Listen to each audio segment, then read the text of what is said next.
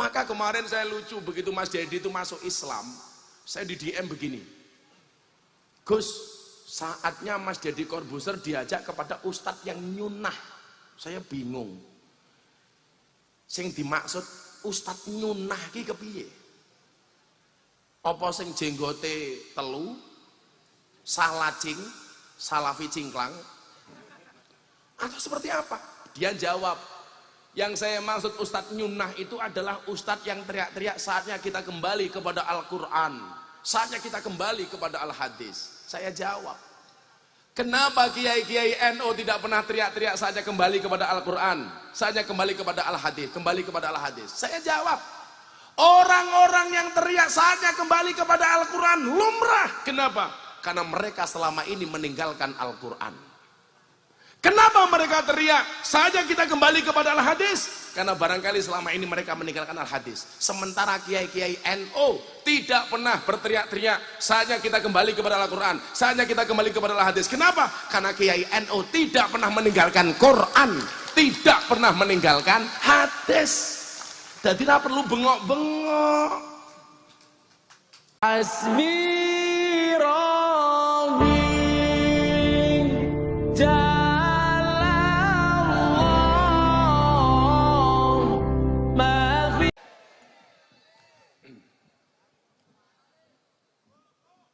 Assalamualaikum warahmatullahi wabarakatuh. Alhamdulillahi rabbil alamin. Hamdan kasiran tayyiban mubarakan fih ala kulli hal.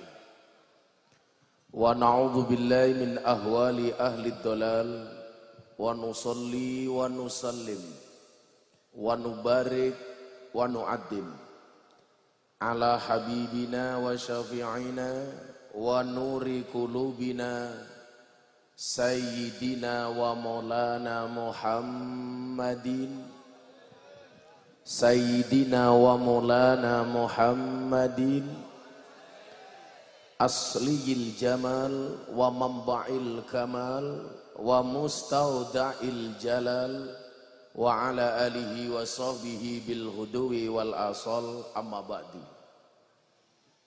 Hadratal muhtaramin, para masyayikh, para ulama, para kiai, para habaib,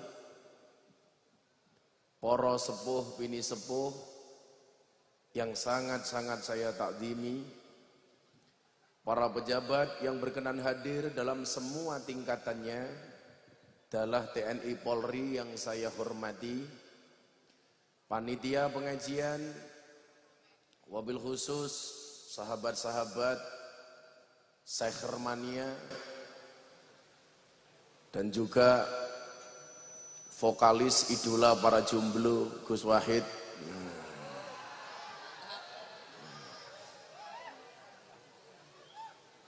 Yang saya hormati, serta adik-adik sekalian kaum muslimin wal muslimat rahimakumullah. Tadi malam acara rutinan di pondok saya, alhamdulillah Allah membukakan kuasanya. Saya dapat tamu dari Jerman, tepatnya dari Hamburg. Kemudian ada sahabat kita Chinese dari Kediri, Simon Dion. Ada sahabat kita dari Semarang, Mas Andre. Kemudian dari Jogja 2 orang. Datang sendiri-sendiri ke pondok, bilang kepada pengurus pondok, tolong sampaikan ke Abah, ke Gus Miftah, malam hari ini saya minta dituntun untuk membaca 2 kalimat syahadat. Alhamdulillah 5 orang dengan ikhlas, sukarela, tanpa paksaan dari siapapun. Mereka saya ajak ke panggung, kemudian saya ajak mengikrarkan 2 kalimat syahadat. Di panggung mereka saya tanya satu-satu. Yang pertama dari Jerman. Sebelumnya, beberapa saat sebelumnya, sahabat kita dari Australia, namanya Mr. Anthony Scott Dory. Malah kaya iwak toh, Dory. Dia datang ke pondok sama, pengen mengucapkan 2 kalimat syahadat.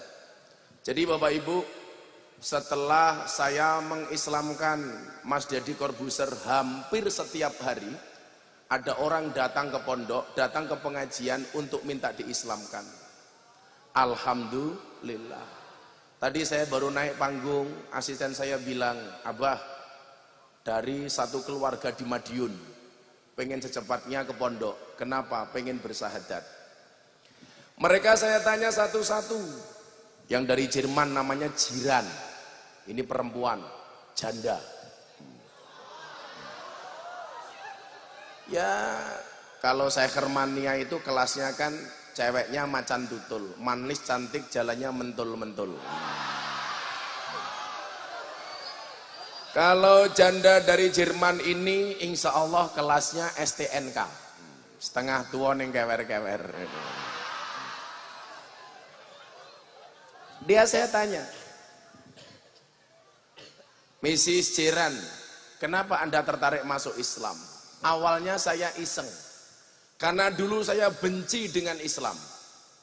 Menurut saya Islam itu agama yang aneh, yang nyeleneh, agama yang penuh dengan paksaan, agama yang keras, agama yang menakutkan, dia bilang awalnya. Sehingga satu saat dia nonton di YouTube 1 menit pengajian Gus Miftah di Bose VVIP Club Bali, sholawatan di depan para purel. Apa itu purel?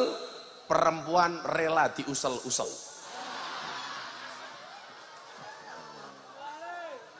Kalau di Jogja namanya LC, kalau di Pantura namanya PK atau PL. Di mana mereka bekerja? Di puskesmas. Apa itu puskesmas? Pusat kesenangan mas-mas. Apa pekerjaan mereka? Mewarnai kehidupan rumah tangga orang lain. Kata Pak Wakapolres, pekerjaannya karaoke. Apa itu? Katok rock dibuka, oke.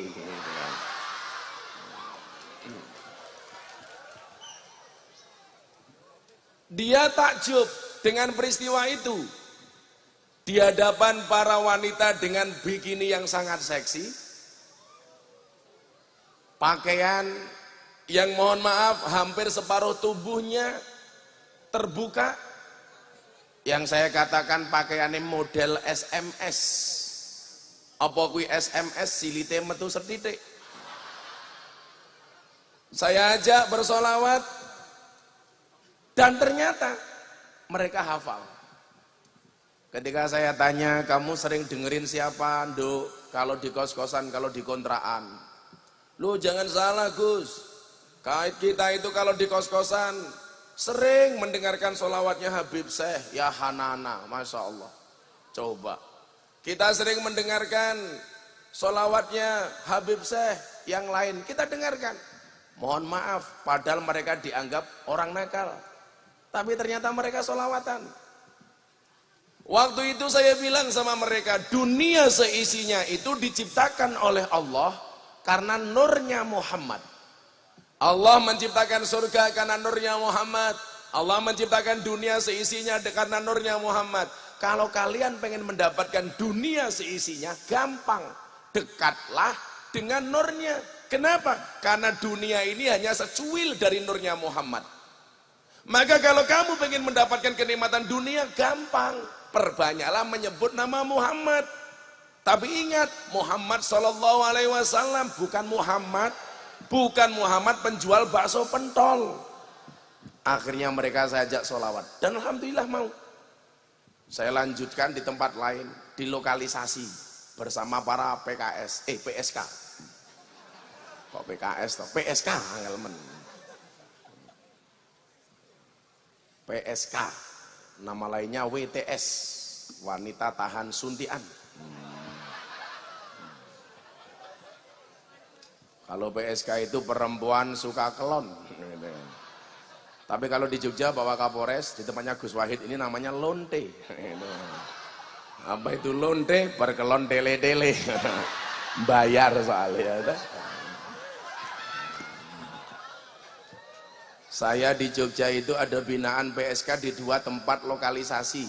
Yang pertama di Sarkem, yang kedua di Ngebong. Di Sarkem itu ada sekitar 400 PSK, harganya 200 ke atas. Yang di Ngebong itu ada 350, harganya di bawah 200. Ya. Yo, kelasmu lah. Mereka saya ajak sholawat di tempat lokalisasi, saya ajak sholat di sana. Dan ternyata apa? Dari Jerman ini tertarik masuk Islam gara-gara ini. Subhanallah. Dia mengatakan apa? Ini kok aneh ya? Orang membaca kalimat thayyibah, orang bersolawat di tempat yang dianggap maksiat. Makanya ketika video ini muncul pertama kali diposting sama Lamtur, lambe turah. Cara bahasanya wong Jombang ya cangtulah, cangkem turah. Siapa mereka yang protes? Rata-rata yang protes adalah mereka yang tidak suka dengan sholawat. Saya dihabisi, dasar penista agama. Saya bilang, saya menistakannya di mana? Sholawat kok di tempat maksiat? Loh, saya bilang, lebih baik tempat maksiat untuk sholawat daripada tempat sholawat untuk maksiat.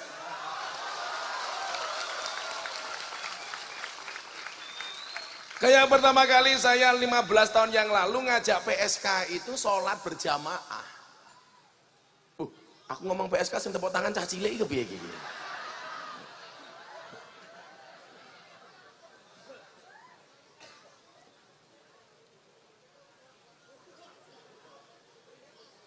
Generasi matamu, ampun, generasi.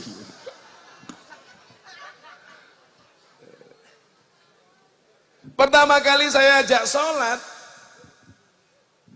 waktu itu sholat maghrib berjamaah, saya lanjutkan pengajian, sholawatan, tahlilan, dan doa bersama. Ini Pak, saya orang-orang sumbu pendek itu diancam menistakan sholat. Saya kok heran ya, apa-apa kok dibilang penistaan. Kayak kalau kalian pernah lihat di channelnya Deddy Corbuzier, saya membela Coki Muslim gara-gara dianggap menistakan agama, gara-gara stand up masak daging babi dicampur dengan kurma. Itu orang-orang bilang ini penistaan, bunuh. Saya ditanya, apakah masak daging babi dengan kurma itu penistaan agama? Saya jawab, tidak. Kenapa? Sejak kapan benda mati punya agama? Seolah-olah kalau babi itu pasti Kristen, kalau kurma itu pasti Islam.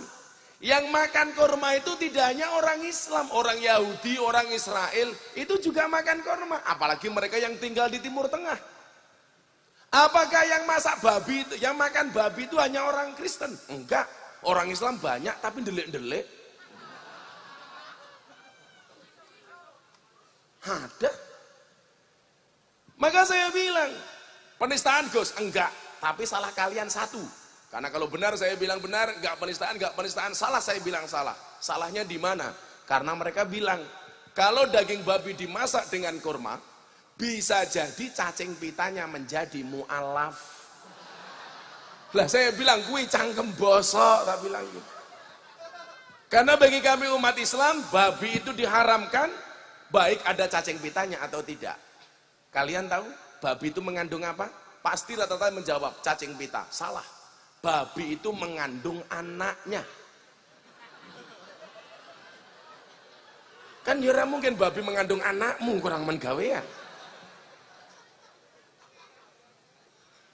Ini saya arahnya nanti kemana sih kok saya ngomong ini? Arahnya saya pengen kemudian, karena saya dikasih tugas sama Pak Said Agil Sirot selaku umum ketua PBNU. Kebetulan saya di PBNU itu di Banom, wakil ketua lembaga dakwah PBNU pusat. Maka saya punya kewajiban, ini loh teknologi dakwah itu berkembang.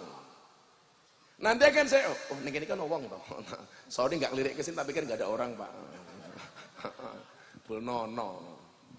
Oh Ningburi juga ada kan. Ada yang kebagian tikar di sini? Nggak apa-apa. Yang nggak kebagian tikar duduk seperti di belakang, insya Allah pulang little body. Apa itu sili tegatel kelebon wedi bisa.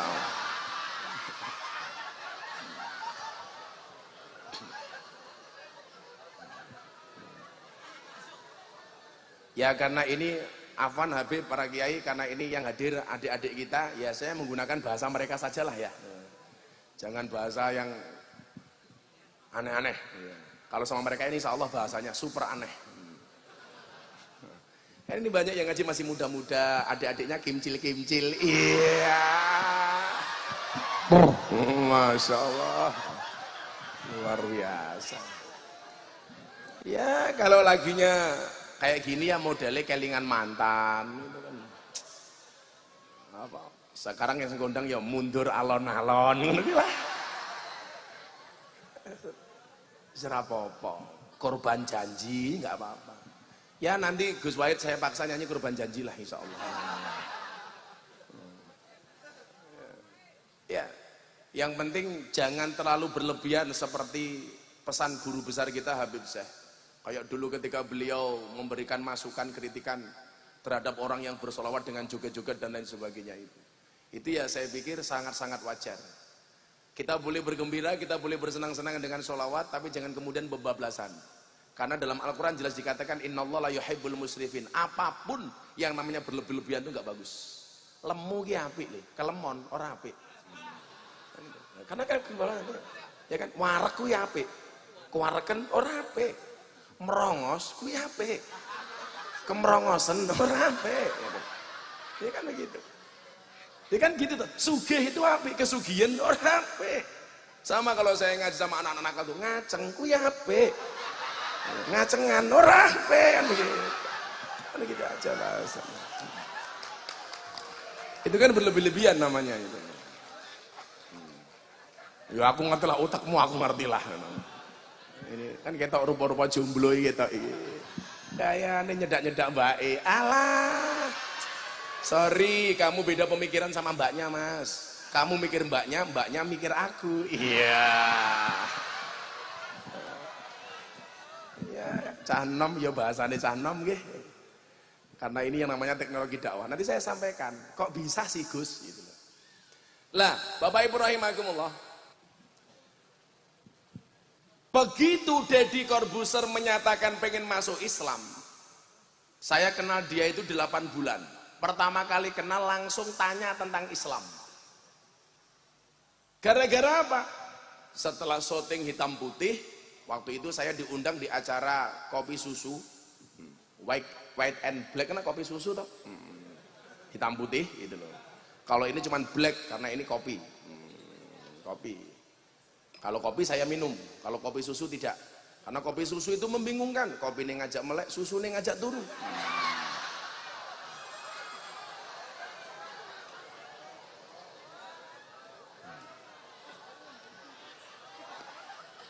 Ini Gus Wahid, karena saya itu sering minum kopi. Saya kemarin di Jakarta acara TV itu langsung diparani sama orang Torabika. Mau dikontrak sebagai bintang iklan kopi Torabika. Tapi saya nggak mau. Karena mau iklan kopi semuanya bohong. Kopi kapal api, dibuka kopinya nggak ada kapalnya. Kan nggak lucu. Kopi Tugu Luwak, dibuka kopinya tidak ada luwaknya.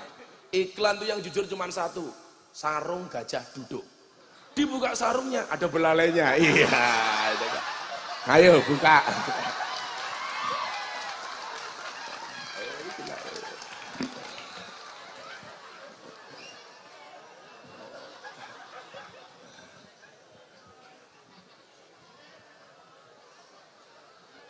Sallu ala Nabi Muhammad. Seminggu sebelum masuk Islam, saya ulangi, 8 bulan waktu itu setelah saya ngajak salah satu mantan anak malam, kemudian saya ngajak salah satu preman yang mau membunuh saya 15 tahun yang lalu, saya ajak. Setelah itu kemudian dia bilang, kok Islammu menyenangkan ya bro? Dia bilang, kenapa? Buktinya ente itu kan asik hidupnya. Asik gimana bro? Bisa ngaji di tempat umum, bisa ngaji di pondok pesantren karena punya pondok pesantren, bisa ngaji di sama pejabat, bisa masuk ke lokalisasi bersama para PSK penjual kroto. Kayak kan? Ini bukan cerdas pak, karena dia tamu reguler gitu loh. Kayaknya tamu neng guyangan gitu. Ternyata Gus Wahid ngerti guyangan. Saya itu ketemu bahasa kroto Gus, itu tahun 2000. Gara-gara saya punya tetangga, ketika ngekos, saya tinggal di masjid, itu ada cewek cantik, modelnya Isuzu Panther lah. Ini sungguh-sungguh pantatnya bikin gemeter. Wah itu kan.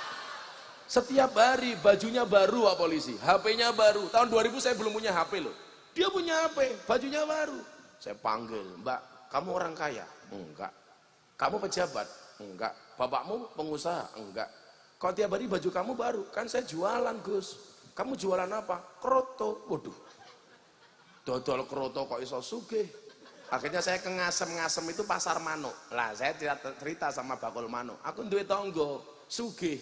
Katanya dodolan kroto. Kroto niku napa Kang? Oh alah Gus, kroto niku pakan manuk. Yo ngalah. Jadi wong iki iso sugih mergo dodolan pakan manuk.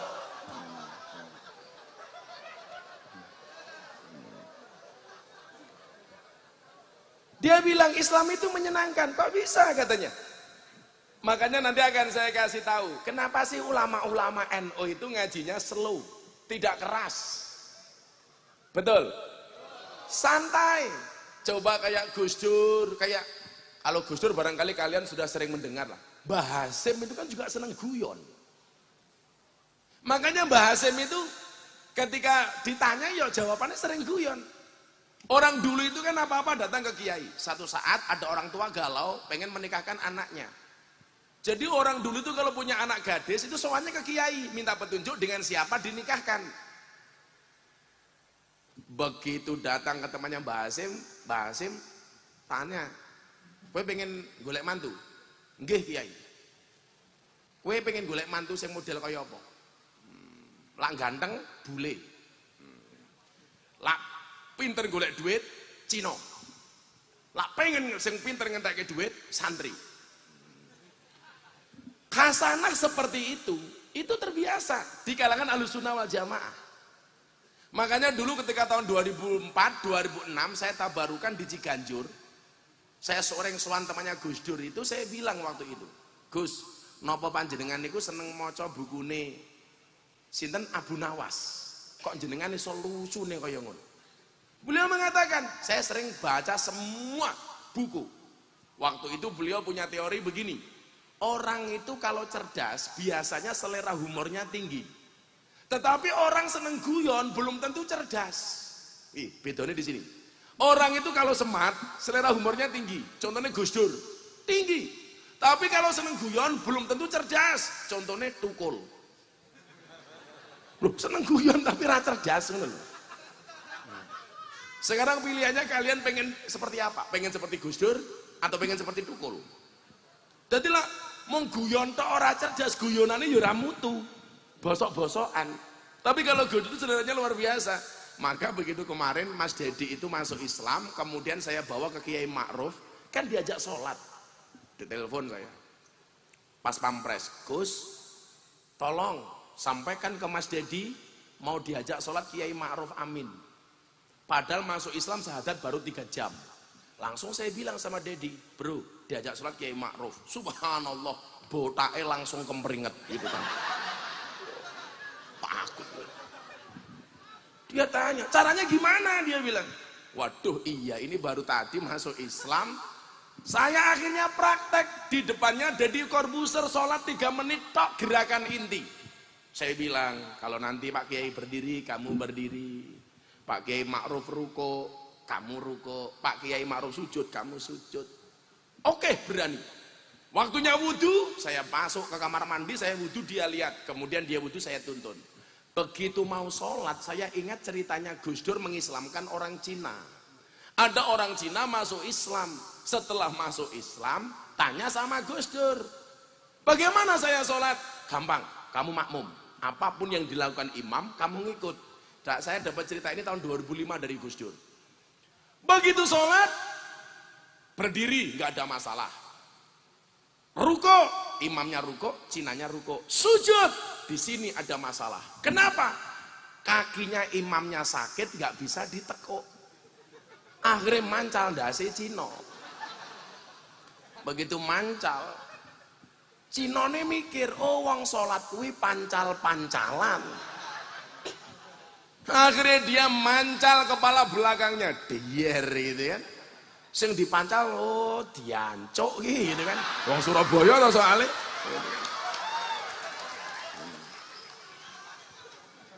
Begitu rakaat kedua, yang dipancal kepalanya sama Cina ini mikir ya, jarine wong Cina ki ra sunat. Akhirnya apa? Dirogoh sarunge. Begitu dirogoh Cinane mikir, oh wong salat ki rogo-rogoan. Akhirnya ngerogoh sarunge imame. Iya. Waktu itu saya mikir, sampai ngerogoh sarunge Kiai Ma'ruf lak mumet ndasu ya. Tapi ternyata Kiai Ma'ruf itu super sehat walafiat. Alhamdulillah.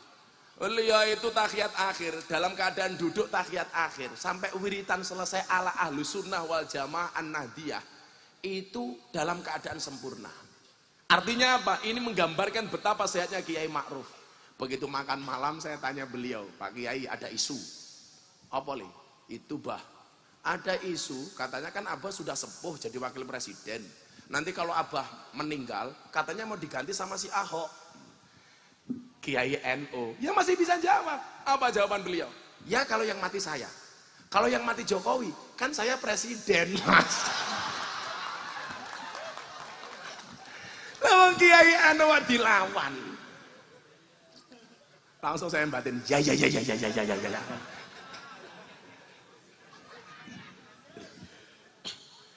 Maka perjalanan 8 bulan komunikasi saya dengan Deddy Corbuzier itu tidak membahas soal ketuhanan sama sekali, Pak.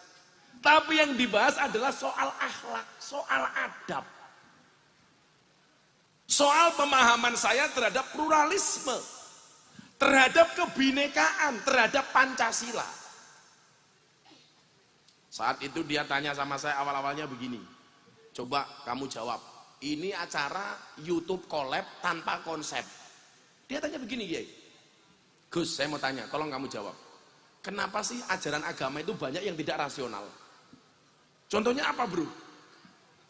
Nabi Ibrahim suruh motong lehernya Ismail. Itu kan irasional, nggak masuk akal. Nabi Musa membelah jalan, membelah lautan jadi jalan. Itu kan nggak rasional. Nabi Muhammad Isra Mi'raj sampai langit ke-7. Itu kan tidak rasional.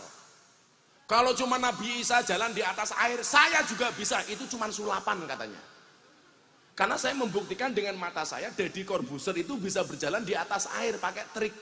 Maka dia bilang, mukjizat Nabi Isa berjalan di atas air itu cuma trik. Itu sulap. Aku juga bisa katanya. Akhirnya dia bertanya, coba kamu jawab. Kenapa ajaran agama itu banyak yang tidak rasional? Apa jawaban Gus Miftah waktu itu kepada Deddy Corbuzier? Saya jawab, bro, kenapa tidak semua ajaran agama itu rasional, tidak bisa diterima oleh akal? Karena kalau semua ajaran agama itu bisa diterima oleh akal, maka tidak ada bedanya agama dengan ilmu pengetahuan. Orang gak usah beragama, cukup kuliah rampung. Gitu loh. Maka saya bilang sama dia, kamu kalau mau belajar agama, akal yang mengikuti hati, bukan hati yang mengikuti akal. Makanya kalau saya ketemu anak-anak muda, biasanya saya tanya, cinta itu dari mata turun ke hati, atau dari hati naik ke mata? Hei, para codot, jawaban. Cinta itu dari mata turun ke hati, atau dari hati naik ke mata?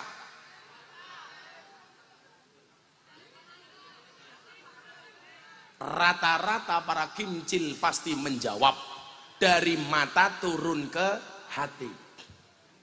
Maka saya bilang, kalau cinta itu dari mata turun ke hati, maka selamanya kamu tidak akan pernah cinta dengan Allah. Kenapa? Karena matamu tidak pernah melihat Allah. Kalau cinta itu dari mata turun ke hati, maka selamanya kamu tidak akan pernah cinta dengan Rasulullah. Kenapa? Karena matamu tidak pernah melihat langsung Rasulullah.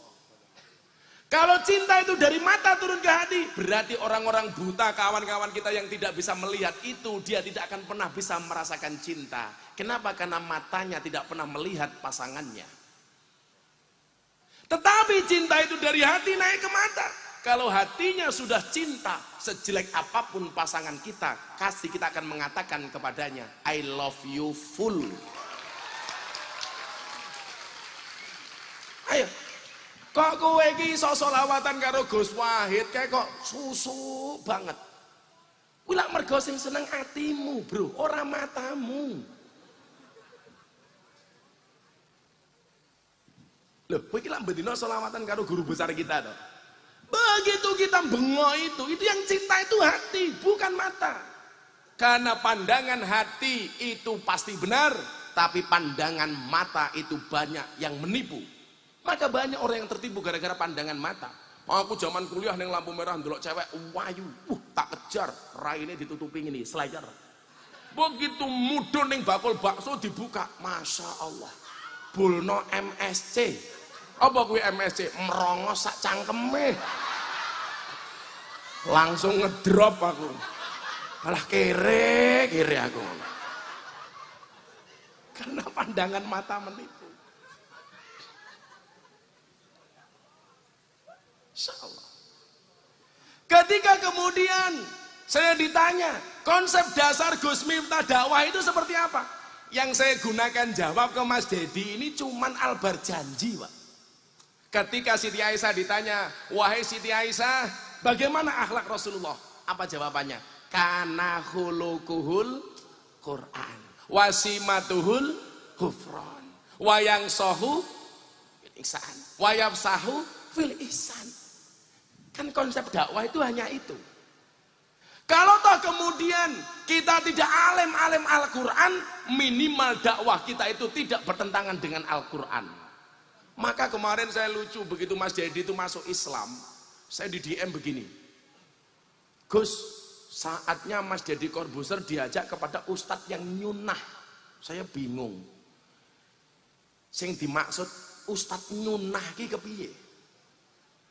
Apa sing jenggote telu, salacing, salafi cingklang, atau seperti apa?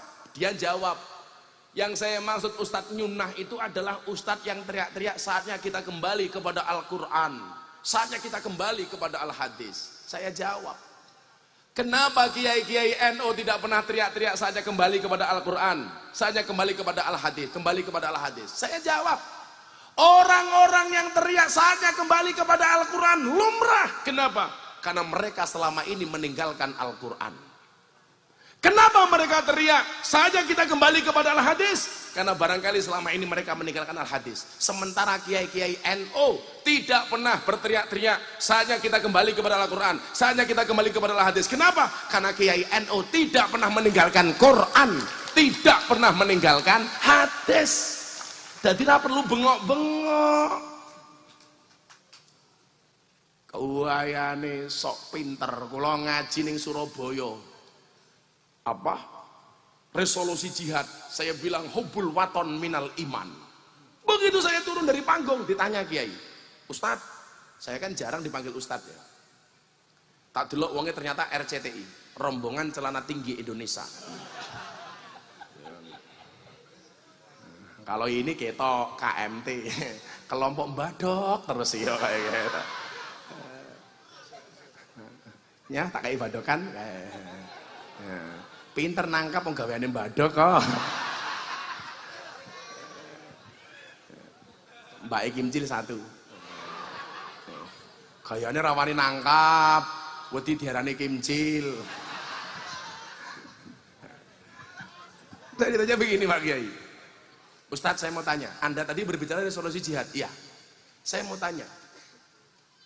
Hubbul waton minal iman itu hadis riwayat siapa? Aku lak ngelus dodo toh. Dodone bojoku. Ya Allah.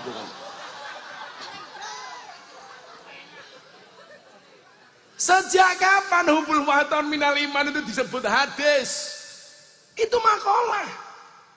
Karena yang tanya orang nggak paham, saya jawab. Hubbul waton minal iman, hadis riwayat Muslim. Dia tanya, kenapa kok Muslim? Saya jawab, emangnya ada hadis riwayat non Muslim? Ora ono aku. Goblok iki kebablasan ya. Maka Ketika saya ditanya soal dulu Tengku Zulkarnain tasrifan kafaro yukafiru kufron itu, saya bilang orang Indonesia itu hari ini semangat Islamnya tinggi, tetapi tidak didukung dengan ilmu yang mumpuni. Tasrifan bocah ibtidaiyah wae salah, wani mengkritik keputusan Bahsul Masail NU terhadap bahasa kafir diganti non muslim dalam konteks berbangsa dan bernegara. Orang NU terlalu berani, berarti orang NU membanti bahasa Al-Quran, yang ada itu surat Al-Kafirun bukan surat non muslimun. Cangkemnya berapi-api itu. Akhirnya dia mengatakan, apakah orang NU tidak paham kafir itu dari bahasa kafaro yukafiru kufron. Aku mikir, tak buka al-amsilatut tasrifiyah, kui wazane ki opo aku. Kalau wazane fa'ala yaf'ulu fa'lan harusnya kafaro yakfuru kufron. Kalau wazannya fa'ala yufa'ilu taf'ilan harusnya kafaro yukafiru taf'ilan. Karena ini semangatnya tinggi, ilmunya tidak mumpuni, akhirnya ngawur. Akhirnya yo karena yakunu konangan. Sing konangan apa? Gobloke. Akhirnya uteke yo madaya mudu modot pisan. Yang terjadi apa? Kafaro yakfuru kampret-kampretan. Semangat Islamnya tinggi, tetapi tidak didukung dengan ilmu yang mumpuni. Makanya ngawur nih. Coba bahasa keren saya apa? NKTA. Nafsunya kuda, tenaganya ayam. Yang sering saya sampaikan Gus, Via Valen curhat sama saya. Ada yang salah? Saya itu dikasih tugas sama Gus Helmi Faisal Sekjen PBNU untuk mengumpulkan artis-artis pengajian. Besok akan kita deklarasikan tanggal 31 Juli di PBNU. Saya diundang sama PBNU untuk ngaji di Jakarta. Sekalian deklarasi pengajian artis ala Ahlus Sunnah wal Jamaah. Masya Allah, luar biasa. Yang sudah konfirmasi Deddy Corbuzier, Raffi Ahmad, Aura Kasih. Wah, tombongan tuh itu.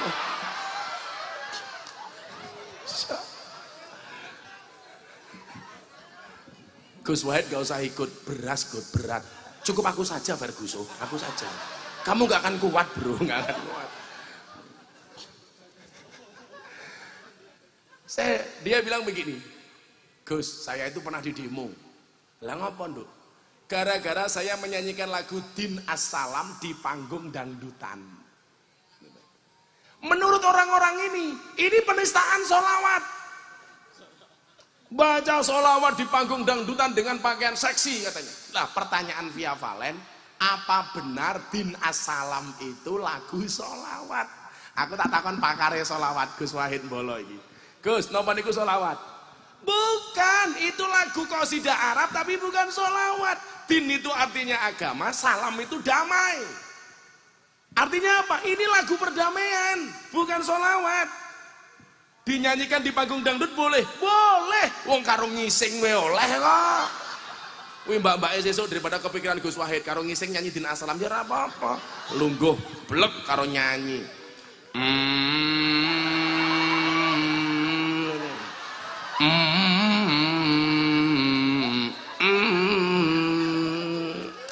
Kinlah hadil matak fi masa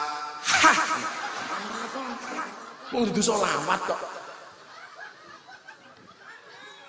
Tapi ingat loh ya teman-teman seher ya, ada lagu bukan sholawat tapi nggak pantas dinyanyikan di kamar mandi. Contohnya lagu penghormatan kepada guru, man ana. Karena hormat kita kepada para kiai, para guru, kepada para habaib. Senajan toh itu bukan sholawat, nggak pantas dinyanyikan di toilet. Engko karo ngising nyanyi man ana. Man ana, man ana, man ana laula trota.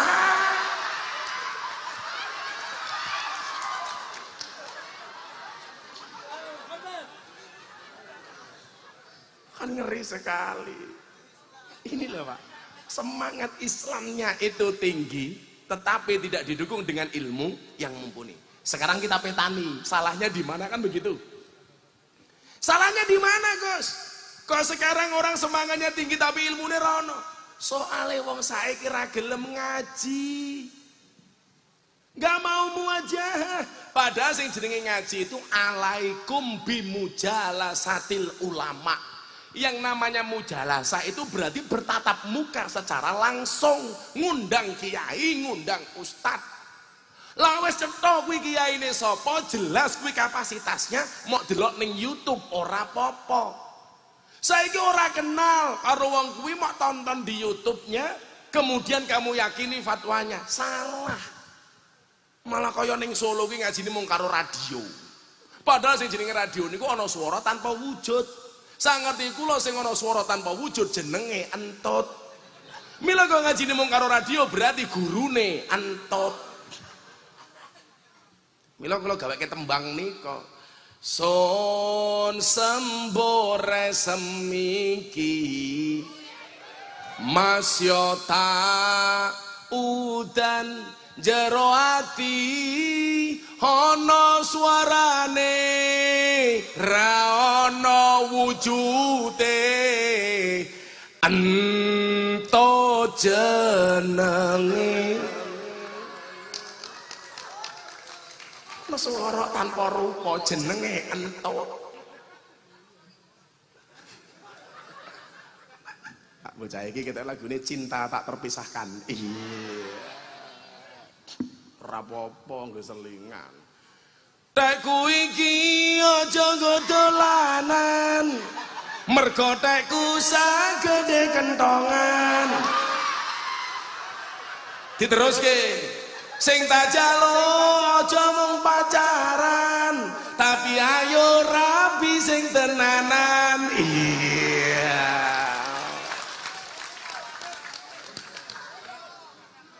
Bocah pacaran wae jomblo.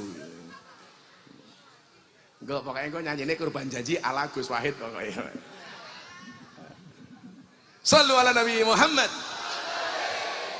Kesalahannya di sini. Tanpa guru yang jelas dia berani berfatwa. Tanpa ngaji di pondok pesantren dia berani ngeyel. Malah mondok emang pesantren kilat. Pesantren kilat itu santrinya namanya santri petir. Petir kuwi gluduk. Sifatnya gluduk yang berbagi kuping, gludak gluduk, gludak gluduk, gludak gluduk. Makanya orang kok ngajine mung karo radio sifatnya kaya entut. Entut kuwi sifatnya apa? Sing entut sapa, sing mambu sapa. Mila entut ki biasane ndadekke fitnah. Mila kok ngajine gurune ra jelas gaweane fitnah-fitnahan. Bid'ah-bid'ahan, kafir-kafiran, sesat-sesatan. Soale gurune entut. Kalau guru nentot mondok eneng di ora mungkin yang tambak beras, ora mungkin yang Jombang, yang Tebu Ireng, ora mungkin yang Darul Ulum. Tapi lah ngaji guru entut, kuwi mondoke di mana? Al Ma'hadus Salafiyah As-Silitiyah. Maka ingat, al ilmu bila saykhin fasaykhuhus syaiton. Ilmu tanpa guru-gurune setan. Salah milih guru-gurune mbahne setan. Mila hati-hati nduk. Mau aku ngaji karo Bapak PSKK aku kondo. An-nazru ila wajil alim fahuwa ibadah. Oh, nyawang raine kiai kuwi ngibadah. Mbak PSK jawabannya apa? Beruntunglah kami ya Allah memandang wajah kiai saja ibadah. Ndah apa iso ngeloni. Wah, melayu aku. Langsung saya melayu Bapak Kapolres, melayu nyedak tak kandani. Nggak kabeh ngaku kiai akhirnya. Oi, aku kiai loh, main di sawang karo lonte. Allah. Maka kalian yang di usia seperti hari ini, jangan pernah berhenti belajar. Saya bilang sama anak saya, kamu boleh berhenti sekolah, tapi kamu tidak boleh berhenti belajar. Kenapa? Karena orang belajar tidak harus sekolah. Pendidikan saya ke anak itu kan anti mainstream. Kelas umur 4 tahun mau masuk TK saya larang, gak boleh. Anak saya bilang, Istri saya bilang sama saya, Beb, saya mau tahu ya, Gus Wahid manggil istrinya apa? Iya. Apa bro? Alah mama. Ya lah Gus Wahid ganteng bojone ayu mamah ya lumrah lah. Lawang Jombang tukang tandur mamah ya ora apa. Mamah iya papa. Mamah mau kemana? Tandur papa. Papa tidak pundi dangir. Tapi ya gitu Beb, saya bilang sama santri-santri saya Beb, ya nggak harus kamu tuh orang desa aja gaya ngaji seminggu nyeluk bojone umi. Halah. Saiki sing ngomong Arab kan nyeluk bojone papa mama. Kowe saiki nembe ngaji seminggu nyeluk bojone abi umi. Ketemu kancane assalamualaikum, akhi. Ya nggak harus, boleh tapi ya nggak harus. Sing bener iki ya bapak ibu. Mila namanya ASI, air susu ibu. Kalau manggil istrinya emak, asem, air susu emak.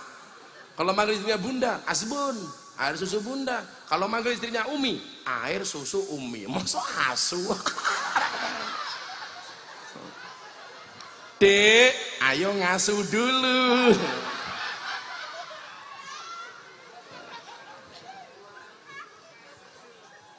Shallu ala Nabi Muhammad. Pertanyaannya kalau kemudian dikatakan alilmu bila saykhin fa saykhu syaiton, ilmu tanpa guru-gurunya setan, kepada siapa kita harus ngaji? Saya jawab dengan tegas, bergurulah kepada ulama-ulama ahlus sunnah wal jamaah an-nahdiyah. Kenapa? Karena guru-guru kita di ulama-ulama ahlus sunnah itu sanad dan nasab keilmuannya insya Allah nyambung sampai baginda Rasulullah Muhammad sallallahu alaihi wasallam. Tak ceritani, saya ditanya sama wartawan, Gus Miftah itu dapat ilmu ngaji di dunia malam dari siapa? Saya jawab, salah satunya adalah dari Al-Maghfurlah Sohibul Fadilah wal Karomah. Siapa? Kiai Haji Hamim Jazuli alias Gus Mi. Ini waliullah yang luar biasa, menjadikan tempat kemaksiatan sebagai ladang dakwahnya. Saya sedikit banyak dari beliau. Gus Mi itu punya guru siapa? Ini yang tadi saya sampaikan, ilmu itu bersanad. Gus Mi punya guru siapa? Gus Mi punya guru besar di Magelang. Namanya siapa? Mbah Dalhar. Mbah Dalhar punya guru. Salah satu gurunya Mbah Dalhar siapa? Nabi Khidir alaihi salam. Gus Mi itu di tempatnya Mbah Dalhar tabarukan ngresihi sandal. Gus Mi mas nyuwun sewu, Mbah Dalhar masuk masjid sandalnya dibalik. Sing dimaksud dibalik iki maune madhep ngulon diwalik madhep ngetan, ora mau tumplak ngene ora. Kok tabarukan malah numplak sandal. Satu ketika di depan kamarnya Mbah Dalhar itu ada dua sandal sama persis. Gus Mi mikir, iki sandale sopo? Kok podo karo guruku? Akhirnya apa? Dibersihkan semua sama Gus Mi, ditunggu sampai jam 2 malam tamunya nggak keluar. Menjelang subuh tamunya pergi. Gus Mi tertidur, dikejar, kelihatan punggungnya tok. Keesokan harinya Gus Mi bertanya kepada Mbah Dalhar, Mbah Yai, wow dalu nih kok tamune jenengan sinten kok sandale podo karo panjenengan? Apa jawaban Mbah Dalhar? Tamu saya tadi malam itu adalah Nabi Khidir alaihi salam. Ini guru-gurune wong NU le. Nyambung. Milolak saya kemudian pengen gagah-gagahan, pas ditantang karo Gus Nur, aku jawab. Cangkemmu Nur bilang begitu. Oh boleh gitu. Ono mata-mata. Saya bilang, ketika saya dibilang Gus telek, ora apa-apa. Kenapa dia mengatakan saya Gus telek? Ya lumrah wong uteknya kebak telek. Nah, gitu kan? Loh, sesuatu yang keluar dari mulut seseorang itu kan menggambarkan isi otaknya. Kenapa dia ngomong telek? Mergo uteknya kebak telek. Makanya saya nggak marah. Kalau saya marah berarti aku mengkoncone telek. Kalau kemudian saya ditanya, ayo Miftah sanad ilmunya seperti apa? Aku gampang wae jawab. Aku duwe guru Gus Mi, ya ra? Gus Mi duwe guru Mbah Dalhar duwe guru Nabi Khidir. Lah diwalik gagah meneh aku. Nabi Khidir, Mbah Dalhar, Gusmi, Miftah. Wow. Ngeri bro, ngaya grantal cangkemmu kowe delok wae. Arepe ngopo? Ayo. Sanad keilmuan kiai-kiai NU nggak perlu diragukan. Kenapa Mbah Hasim itu begitu luar biasa? Gurunya banyak. Neng Bangkalan punya guru namanya Syekh Ahmad Khalil Al-Bangkalani. Di Semarang Mbah Hasim punya guru namanya siapa? Mbah Soleh Darat As-Samarongi. Disinilah Mbah Hasim kenal dengan Muhammad Darwis. Siapa itu? Kiai Haji Ahmad Dahlan, pendiri Muhammadiyah. Termasuk salah satu santrinya Mbah Soleh Darat siapa? Raden Ajeng Kartini. Anda tahu siapa nama asli Raden Ajeng Kartini? Nama aslinya adalah Harum, Putri Indonesia.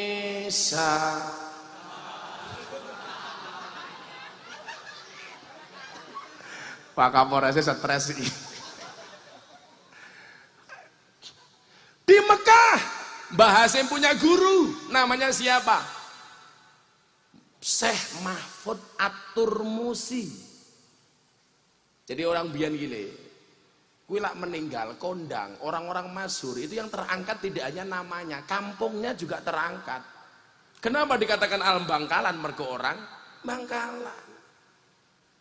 Kenapa dikatakan As-Samarongi? Karena orang Semarang. Syekh Nawawi Al-Bantani, buyutnya Kiai Ma'ruf, mergo wong Banten. Sesuk Gus Wahid iki lucu meneh, Gus Wahid Asemini wong Semen toh. Lah Gus Miftah penak, lah Gus Miftah Al-Kalasani ya mantes. Tapi yang enggak enak guru besar kita loh, Habib Syekh. Habib Syekh bin Abdul Qadir As-Segaf Asolole. Wong Solo soalnya.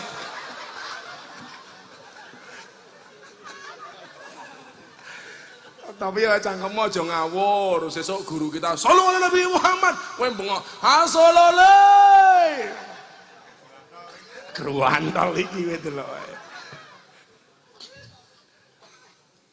Ini sanad keilmuannya jelas. Maka bisa dipertanggungjawabkan. Kenapa kiai-kiai NU itu uripe slow, ngajinya nggak pernah keras? Karena yang dicontoh itu adalah kelembutan akhlaknya Rasulullah Muhammad Sallallahu Alaihi Wasallam. Kenapa? Karena khuluquhul Quran.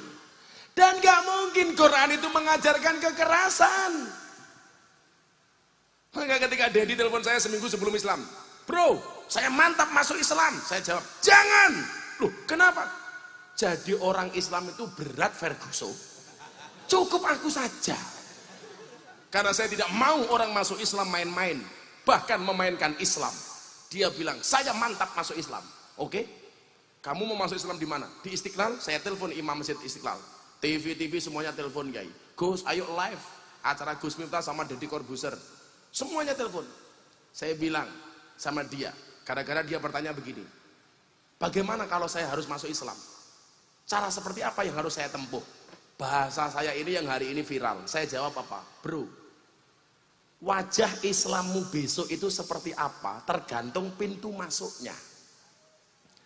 Kalau pintu masuknya itu marah, maka Islammu akan penuh dengan kemarahan. Ini kan dimana-mana banyak bulan Ramadan takbir, tutup rumah makan. Dan Deddy Corbuzier pernah tanya sama saya, Gus, apa benar takbir itu fungsinya untuk nutup rumah makan? Penuh dengan kemarahan. Kalau pintu masuknya keras, maka Islammu akan penuh dengan kekerasan. Kalau pintu masuknya lebay, maka Islammu akan penuh dengan kelebayan. Emang ada, Gus? Banyak. Isu-isu ning TV. Jamaah. Oh jamaah. Alhamdulillah.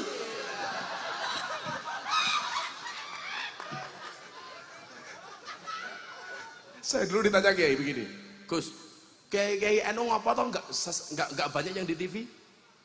Soalnya Kiai NU ki ra pantes lah diatur-atur kaya ngono. Saiki bayangno, alumni Tebu Ireng, alumni Tambak Beras, alumni Darul Ulum, ngajine hikam. Ning TV kon pencilaan kaya ngono lak ya ora pantes. Ibnu Athaillah As-Sakandari mengatakan di dalam kitab hikam, ijtihaduka fima duminalaka, cangkeme serapantes. Apa kue ikhlas lak Gus Wahid mlebu TV kok pecicilan kaya ngono? Ikhlas? Ayo kita bersolawat.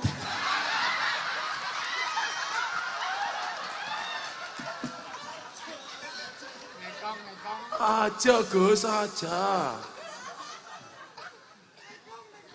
Sallu ala Nabi Muhammad, sallu alaih.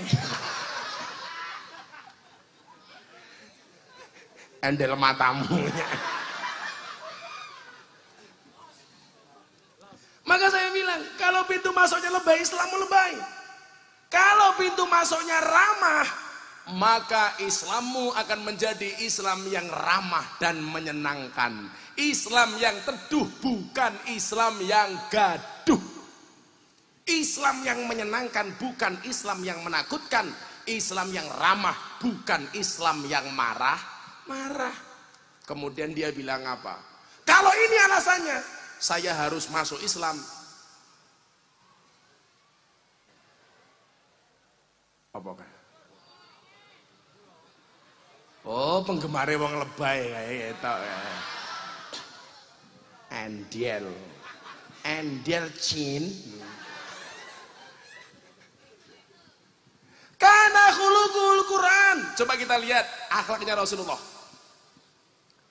Wasimatul ghufran, pemaaf. Kita lihat. Di Madinah itu kan Kanjeng Nabi punya musuh besar. Namanya siapa? Abdullah bin Ubay. Begitu masuk kota Madinah, ketokohan Abdullah bin Ubay hilang. Kenapa? Karena orang Madinah mengidolakan Kanjeng Nabi. Oh, Nabi Muhammad kok dilawan. Akhirnya apa? Orang-orang yang tadinya mengidolakan Abdullah bin Ubay, mengidolakan Nabi Muhammad SAW.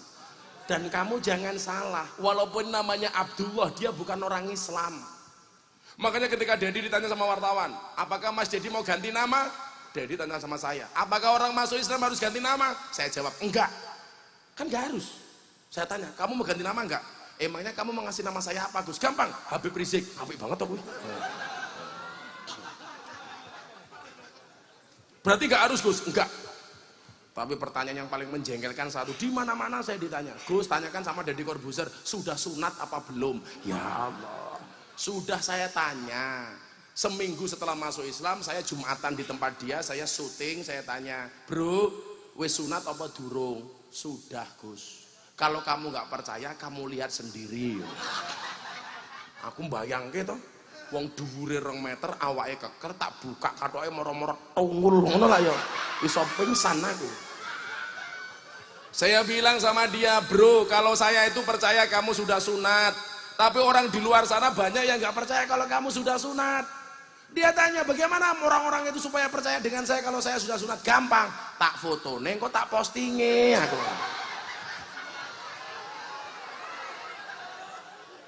Kuwi apik banget loh. Seklik, wow. Dia bilang matamu bro. Perkembangannya luar biasa kok. Saya ajari Iqra, lucu itu. Kan saya sebenarnya pengen ngajari turutan ya.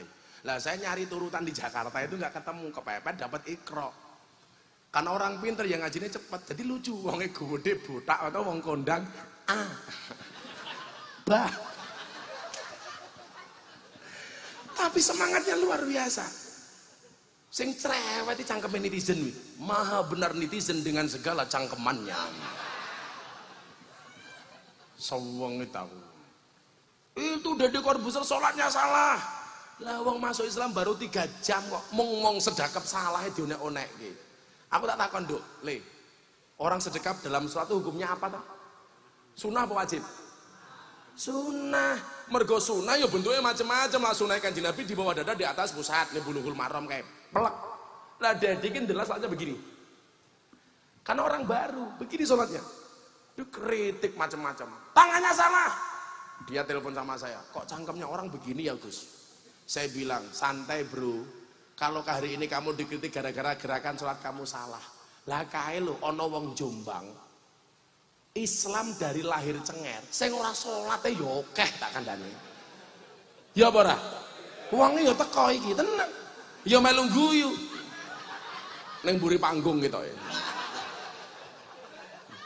Kaya ngono dikritik kowe. Mung perkara begini lho ya.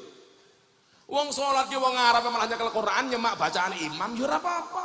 Yang penting tidak memperbanyak gerakan. Boleh nggak kita imamnya panjang, kita menyemak bacaannya dengan memegang Al-Quran? Boleh, asal jangan tanya juz piro bro. Lah aku batal sholatmu. Ya mergo sunah ki mau ya, jadi bentuknya macam-macam. Allahu Akbar. Oh, mantep ae. Sholat subuh kademen. Allahu Akbar. Bulan poso wetenge lara. Allahu Akbar. Beda meneh Allah. Urung bayar SPP. Sing ngisor banget ya ono Allahu Akbar. Jelas flu burung.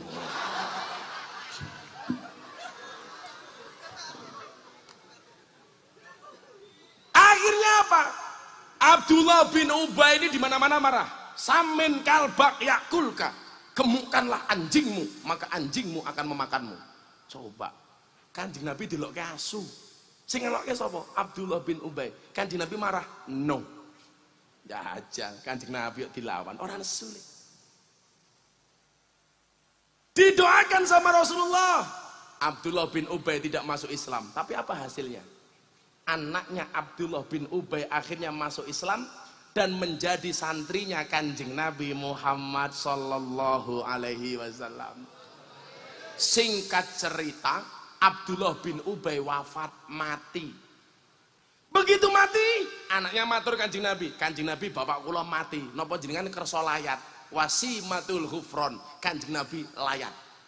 Padha aku saiki yo pengen layat, tapi wonge rung mati. Datang Kanjeng Nabi.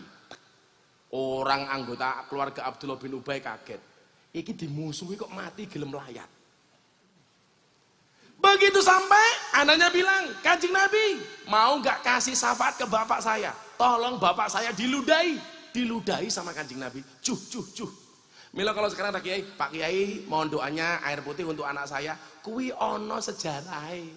Tabarukan karo Kanjeng Nabi. Maka orang-orang Wahabi yang bilang air dikasih doa kiai tidak ada dasarnya. Wiyo nyuwun sewu jaka sembung bawa golok, nggak nyambung blok. Setelah diludahi anaknya matur lagi. Kanjeng Nabi, boleh nggak minta jubahnya? Untuk apa le? Untuk saya berikan kain kafan kepada bapak saya. Dicopot sama Kanjeng Nabi nduk. Nyoh. Mikire anaknya Abdullah bin Ubay, kalau bapaknya dikasih kain kafan jubai Kanjeng Nabi, ora takoni karo munkar nakir. Begitu melebu, wow, jubai Kanjeng Nabi Cin, begitu kan? Gak takoni. Kalau saya kermania pengen besok mati ora takoni munkar nakir gampang, kain kafanmu rupane ijo. Ora bakal takoni, soalnya apa? Dikira lontong. Aman kowe. Lho, kain kafannya rupanya kayak baju Gus Wahid lho. Setelah itu apa lagi? Anaknya matur lagi. Kanjeng Nabi mau nggak mensolatkan jenazah bapak saya? Edan. Kanjeng Nabi mau berdiri karena waktu itu belum ada larangan. Sayyidina Umar datang. Kanjeng Nabi ini orang kafir, kenapa anda solatkan? Apa jawaban Rasulullah? Selama tidak ada larangan dalam Al-Quran akan saya lakukan. Begitu Kanjeng Nabi mau sholat, turunlah satu ayat di dalam surat At-Taubah. Wala tusolli ala ahadim minhum mata abadan, wala takum ala qabri. Ayat ini itu asbabun nuzulnya Abdullah bin Ubay. Tapi karo wong MTA, ayat iki didadekke dasar nolak tahlilan. Pekok to kuwi? Aku tahlil oleh. Tahlilan rauleh, yasin oleh, yasinan rauleh, sholawat oleh, sholawatan rauleh. Apa kowe iki ra paham bedane tahlil karo tahlilan? tahlil kuwi durung diwaca. Lak wis diwaca jenenge tahlilan. Sholawat kuwi urung diwaca, lak wis diwaca jenenge sholawatan. Kitabe kuwi jenenge berjanji, lak wis diwaca jenenge berjanjenan. Masa mau gara-garaan ra oleh, sarung oleh, sarungan ra oleh, sempak oleh, sempakan ra oleh, modar kowe. Mbak-mbake bahaya meneh. Kotang oleh, kotangan ra oleh. Kewer-kewer, bro. Lah, akhlak yang seperti inilah yang dicontoh oleh ulama-ulama ahlus sunnah wal jamaah. Maka Mbah Bisri Mustafa bapaknya Gusmus itu punya santri Islam, bapaknya Kristen Cina. Satu ketika bapaknya mati, anaknya matur karo Mbah Bisri, Mbah Bisri, bapak saya mati, mau nggak kamu mensolatkan jenazah bapak saya? Tidak dijawab, nggak mau kok Pak. Kan Mbah Bisri datang waktu duhur, santrinya diajak sholat di hadapan jenazah, tapi tidak sholat jenazah melainkan sholat duhur. Rampung sholat, anaknya takon, Pak Kiai, kok sholatnya jenazahnya beda kados adate? Orang kaya biasane. Apa jawaban Mbah Bisri? Oleh beda. Soalnya apa? Jenazahnya paket khusus. Ini loh Pak Kiai NO itu. Maka alhamdulillahirabbil alamin, kita berada di lingkungan Ahlus Sunnah wal Jamaah An-Nahdiyah yang guru-guru kita, habib-habib kita sanad keilmuannya jelas. Insya Allah sampai kepada baginda Rasulullah Muhammad Sallallahu Alaihi Wasallam. Saya pengen Gus Wahid solawatan korban janji versi solawat. Iya. Kayak lagu ini. Kowe lunga pas aku sayang-sayange. Iya. Ini Gus, aku si Ire Gus Wahid solawate. Kuwi nganggo sholawat tibil kulub. Tibil kulub. Semuanya punya HP di sini? Lampu dimatikan, flashnya dihidupkan. Iya. Main Gus Wahid kelingan bojone pengen ndang mulih. Iya. Coba flashnya dihidupkan, kita sholawatan korban janji dengan menggunakan sholawat tibil kulub wadawaiha. Aku si Ire Gus Wahid sholawate. Iya. Rapopo Gus. Apa mundur alon-alon? Apa? Muhammad.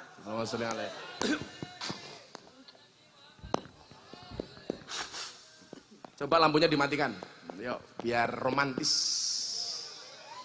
Ini ki cara ngaji sadiliyah hilang ini ki nyantai, gitu kan.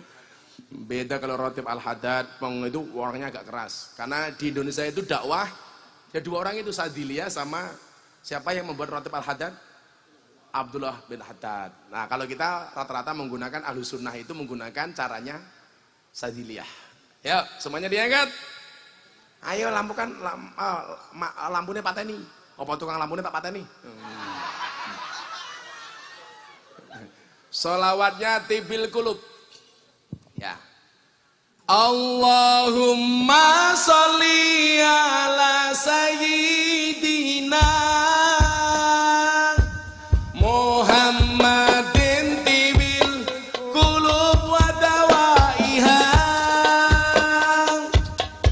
wa fiyatil abdan wa sifaiha wa nuril absari wa diyaiha.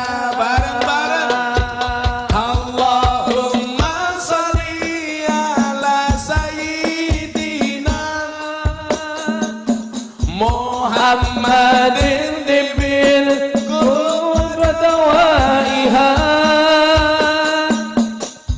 wa fiyatil abdan wa shifaiha wa nur absari wa diyaiha. Kowe lunga nalikane adan kae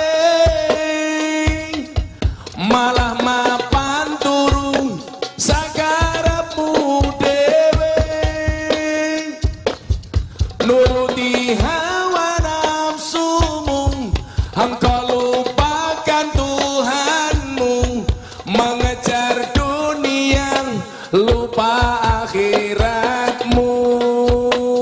Sholawat. Allahumma sholli ala sayyidina Muhammadin tibil qulub wa dawaiha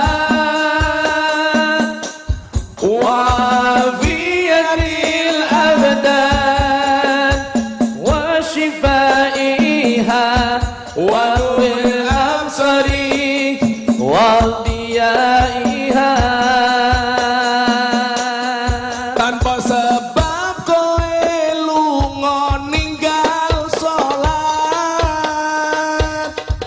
kamangka salat tondo syukur nikmat. Elinga urip ora suwe, ibarat kaya mampir ngombe, dunia sementara akhirat selawase. Allahumma sholli ala sayyidina Muhammadin tibil qulub wa dawaiha wa biyadil abdan wa shifaiha wa nuril absari wa diyaiha. Musiknya diam yang badan. Allahumma sholli ala sayyidina Muhammadin tibil qulub wa dawaiha wa fiyadil abdan wa sifaiha wa nuril absari wa diyaiha. Sallu ala Nabi Muhammad. Alhamdulillah. Yuk satu lagi sabun malam Jumat ben ketok NU nih. Aja durung ini sih, aja durung ini sih. Tak pateni lho kowe. Ayo durung lagi, satu lagi. Untuk Ahlus Sunnah wal Jamaah An-Nahdiyah. Sallu ala Nabi Muhammad. Saban malam Jumat ahli kubur mulih nang omah kanggo njaluk donga wajan Quran najan sakalimat. Lamun ora dikirimi banjur muni mrepes mili bali nang kuburan mangku tangan tetangisan. Sholli wa sallim daiman ala mada, sholli wa sallim daiman ala mada, wal ali wal ashabi man wada, wal ali wal ashabi man wada.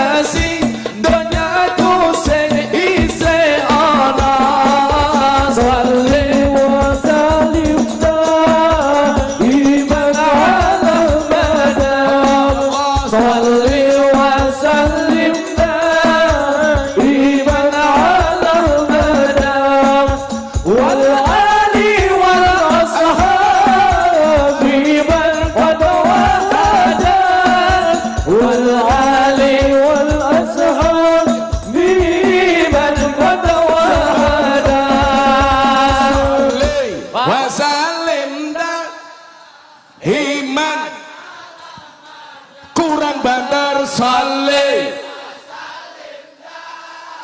Himan Ahmada wal ali wal ashabi man qad wahada wal ali wal ashabi man qad wahada sallu nabi Muhammad.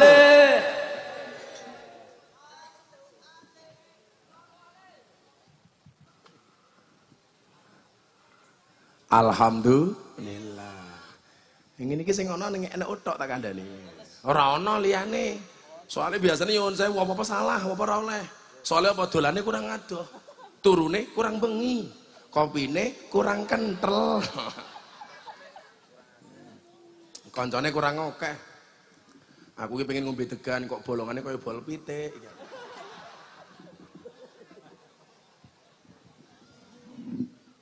Yang situ dihidupkan, awas tangannya ano. Walah gradil tangannya kancane, awas.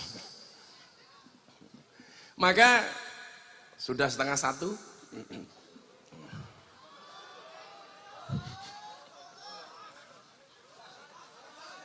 Kenapa? Kan nanti sholawatan sama Gus Wahid. Alasan wae cangkemmu. Orang ajar alasan baik itu.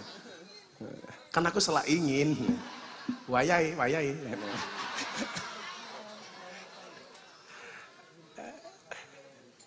jadi adik-adik begini, maka maksimalkan waktumu, manfaatkan masa mudamu untuk banyak-banyak berguru kepada guru-guru ahlus sunnah wal jamaah.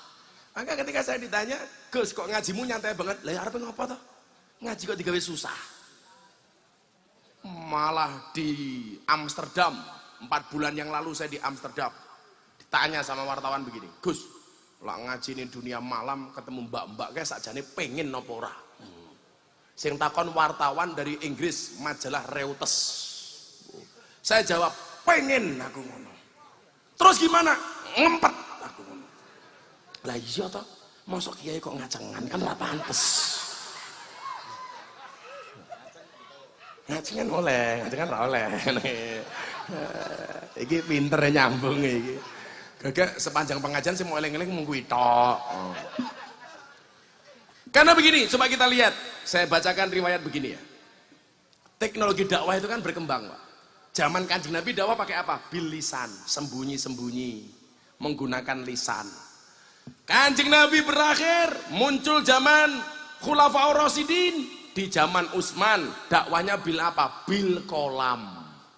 Sudah mulai membukukan Al-Quran, sudah mulai membukukan Al-Hadis. Kemudian apa? Di zaman Wali Songo, beda lagi dakwahnya, menggunakan apa? Bil budaya. Mila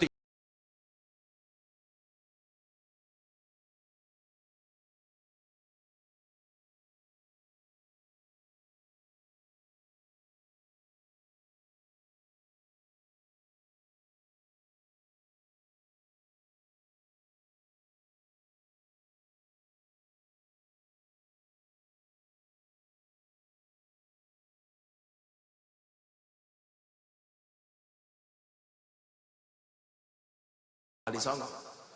Begitu Wali Songo berakhir, apakah masih menggunakan budaya? Maka kita perlu lihat objek dakwahnya itu siapa. Maka dikatakan Rasulullah, khatibun nas bi qadri ukulihim. Kalau saya berbicara dengan Pak Polisi, ya beda. Saya menggunakan bahasa hukum. Contoh, ngundang kiai pengajian ora diamplopi, boleh dilaporkan kantor polisi. Karena melanggar KUHP pasal 378, penipuan. Bahasane hukum. Diamplopi Gus, isine titik. Laporke, pasalnya beda. 335, perbuatan tidak menyenangkan. Betul dan? Betul. Wong saya juga AKBP kok. Tapi bukan Ajun Komisaris Besar Polisi, Gus Miftah AKBP. Aku kiai ini bapak polisi. Iya. Mbak-mbak saya sarankan kalau nikah dengan polisi, polisi ini enak, apapun permintaanmu dijawab cuma satu, siap dan 86 laksanakan. Tapi yang laki-laki jangan menikah dengan polwan, bahaya. Opo-opo minta izin, melebu kamar minta izin dan iya, melebu kamar minta izin kelon. Wagu sing penak ki ala NU, lak rabi ki santri mlebu kamar langsung nyanyi. Tul jenak ora nutul ora penak. Nutul krasa penak sing ditutul dangan-dangan. Rampung.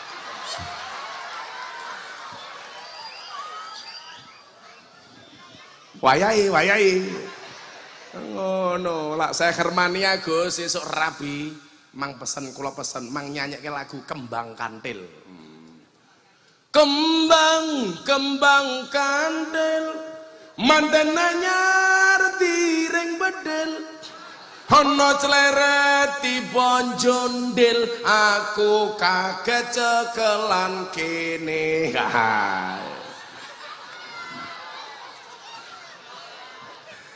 Masa cekelan sikil ya ora kepenak. Khatibun nas biqadri kulihim. Maka kalau saya berbicara di lokalisasi, saya menggunakan bahasa mbak-mbak PSK. Saya berbicara di dunia malam, menggunakan bahasa anak dunia malam. Hadisnya sama tapi aplikasinya berbeda. Contoh, anak kafe tanya saya begini, Gus, kan ada hadis yang mengatakan sholatnya orang mabuk tidak diterima oleh Allah 40 hari. Bagaimana dengan kami? Saya jawab, apakah hadis itu benar? Benar. Bagaimana dengan kami? Saya jawab, mohon maaf, ini hadisnya orang normal, sementara kamu abnormal. Lah gue sholat ngenteni orang mabuk, pertanyaanku sholatmu kapan? Wong mereka tiap malam mabuk. Maka saya biasa datang subuh, mereka sholat subuh dengan saya dalam keadaan mabuk. Lah ini orang-orang yang sok suci nggak bisa menerima. Apalagi para kaum monaslimin, orang wani nompo. Ono apa monaslimin? Ono. Wukufe ning Monas. Tawafe Gelora Bung Karno. Lempar jumrohe Bawaslu. Tahalul potong rambutnya Mabes Polri. Modar kowe. Tapi polisi Indonesia hebat dan polisi Indonesia luar biasa. Ini yang benar-benar jihad. Tepuk tangan untuk Pak Polisi. Ini yang jihad. Ini polisi Indonesia top. Gimana enggak? Di demo sama pendemo, dilempari batu polisinya. Yang masuk ambulan batunya. Subhanallah. Kan keren banget, Bro. Ketoke polisi ini wis padha karo Banser, nguntal gotri ketok iki. Jadi ya, mohon maaf, seperti ini nggak boleh. Mabok kok sholat. Kalau mereka nggak saya ajak sholat, uang tiap malam mereka itu mabuk. Kalau nunggu nggak mabuk, sholatnya kapan? Jadi saya itu biasa ngimami sholat wong mabuk. Allahu Akbar di belakang saya. Allahu Akbar. Anak-anak kafe itu kan rata-rata pangunci, Pak. Apa pangunci? Paguyupan ngunjuk ciu. Saya pernah satu ketika sholat di Liquid Cafe, Jalan Magelang. Alhamdulillahi Rabbil Alamin. Preman datang, badannya gede, badannya tatoan, kupingnya tindian, orang mau mangkoan, pelek. Kau gede kan. Jadi Gus, ning kafe iki mbak-mbak do tatoan, ono cewek seksi kotangan, tulisi, dijamin halal. Begitu dibuka ngisore, ono tulisane wani piro. Begitu saya sholat, Allahu Akbar, preman datang, mandek. Waktu itu saya andilau, antara dilema dan galau. Arep mandek sholatku, kepiye? Tak jawab sholatku batal, ora dijawab kok ditentang gelut. Kula niku alhamdulillah 15 tahun di dunia malam, biasa diancam bunuh sama orang, biasa dipukul orang, tapi alhamdulillah sampai hari ini saya nggak pernah mukul orang, nggak pernah. Saya besok buka di Jakarta pengajian kafe terbesar se-Indonesia, namanya Kolisium. Mbak-mbak pemandu lagunya 1.200 orang. Jajan, seksi. SDSB, semok depan, semok belakang. Wow. Lah ibu-ibu mburi kae STMM, setengah tua meh modar. Saya dikeroyok preman 15, orang mundur. Ngopo? Mburiku sumur. Daripada nyemplung modar aku malah. Saya teruskan sholatnya. Ar-Rahmanir Rahim. Mandek. Tak jawab kiai. Ngopo aku ngono. Sholatku batal ora? Batal ngomong kok. Ngopo aku. Dia datang tak pikir mau marah nantang kelahi. Anda tahu apa yang terjadi? Begitu sudah dekat dengan saya, ngapa? Mbok aku melu sholat. Walah danco aku. Bicah mabuk. Wis makmumku batal kabeh aku. Udah kamu wudu iki ning kamar mandi mau ngraup tok. Nguyuh ning wastafel. Ya Allah.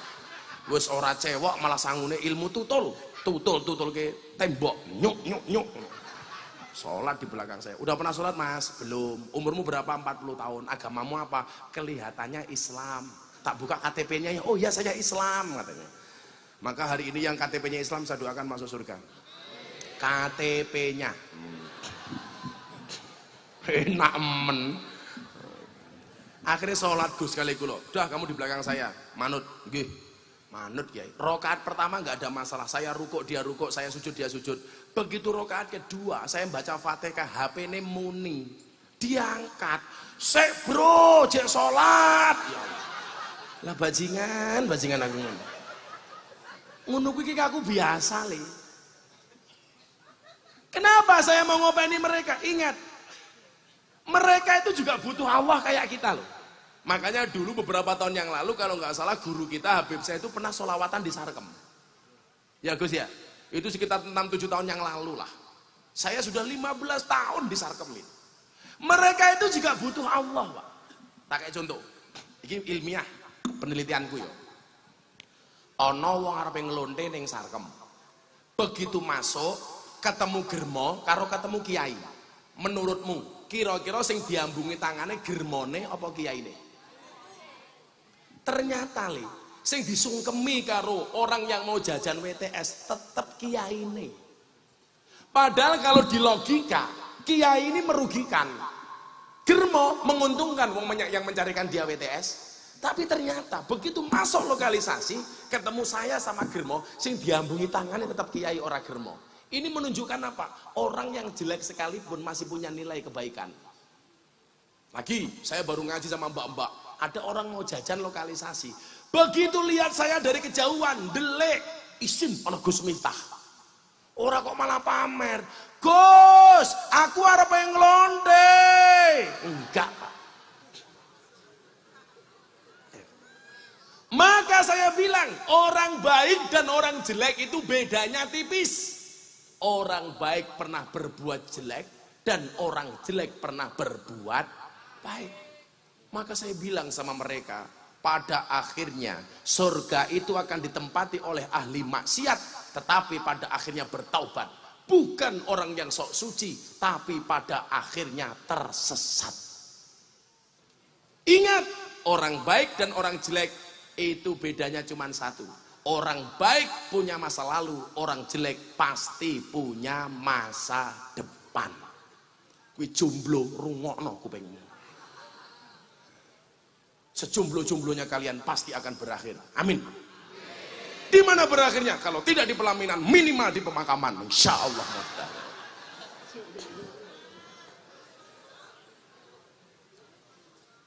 Jomblo tangan Dani ya. Akan datang satu saat di mana kamu akan mendapatkan orang yang tepat, yang dia datang untuk menetap, bukan karena hanya nafsu sesaat. Iya. Kalau kalian yakin akan muncul pelangi setelah hujan, maka kalian harus yakin akan muncul kebahagiaan setelah perjuangan. Amin Allahumma amin. Santai wae, jodohmu wis diatur karo Gusti Allah. Lah awakmu urung ketemu jodoh, barangkali awakmu sing ra iso diatur. Kuwi rungokno. Santai, kene mburi rondo ya akeh kae. Ana tangis kelayung-layung tangise rondo, atine bingung nangis saben bengi turu dhewe rono sing ngancani ditumpahi arang-arang rondo. Terakhir saya berpesan, sudah jam 12. Kim Cil lagi ngopo? Terus. Yes. Gusti ning Arabi. Atiku rasane lara, nyawang kanca adoh karo agama. Ra duwe tata krama, Qur'ane ra diwaca, salate ya ditinggalno. Apa iki wis jamane cacah enom kelangan akhlake.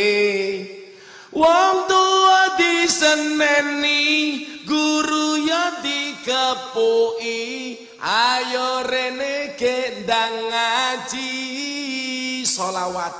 Ya Rabbi bil Mustafa baligh maqasidana waghfir lana ma madha ya wasi'al karami huwal habibul ladzi turja syafa'atuhu li kulli hawlin minal awali. Sekali lagi. Ya Rabbi bil Mustafa baligh maqasidana waghfir lana ma madha ya wasi'al karami huwal habibul ladzi turja syafa'atuhu li kulli hawlin minal awali muhtahimi. Sallu ala Nabi Muhammad. Aku seneng delok Gus Wahid dangdutan. Alhamdulillah. Kapan meneh ngerjai Gus Wahid pas ulang tahun? Isra apa li? Aku takoni karo wong Wahabi. Boleh po? Dangdut untuk selawat? Boleh. Asalkan menjaga etika. Boleh enggak jazz untuk selawat? Boleh. Habah Lutfi itu seni bermusiknya sangat tinggi. Kemarin saya ngaji di Kalimantan, ditelepon, "Le, Abah mau nonton konsernya Yani di Prambanan." Nonton jazz Abah itu. Saya di Prambanan. Karena apa? Beliau tahu. Innallah jamilun wa yuhibbul jamal. Allah itu indah dan menyukai keindahan. Dadi kowe santai wae le jomblo karo nglaras lagune Gus Dur ya ora apa-apa. Ana lagu jomblo versi apa? Versi tanpa waton ana. Muhammad. Terakhir, kenapa kita harus optimis dengan bangsa ini? Tolong jaga kerukunan, jaga persatuan. Al-ittihadu asasun najah. La tadkhuluna jannata hatta tu'minu wa la tu'minuna hatta tahabu. Mahabbah itu penting, kasih sayang itu penting. Barangkali ini Pak Polisi yang pengen sampaikan ke masyarakat. Sudah tidak ada lagi gontok-gontokan. Maka kemarin pagi saya motong 1 sapi. Dulu saya sudah motong 2, kemarin 1. Karena saya pengen 2 ditambah 1 sama dengan 3. Sila ketiga Pancasila, persatuan Indonesia. Seweneng kula Pak. Pak Jokowi ketemu karo Prabowo kula seweneng pol. Mila kula mbeleh sapi. Ketemu cipika-cipiki. Piye Jok kabare apik wo. Yeah. Pak Prabowo bilang sama Jokowi, "Selamat Jok, Anda terpilih lagi, saya ucapkan selamat bekerja."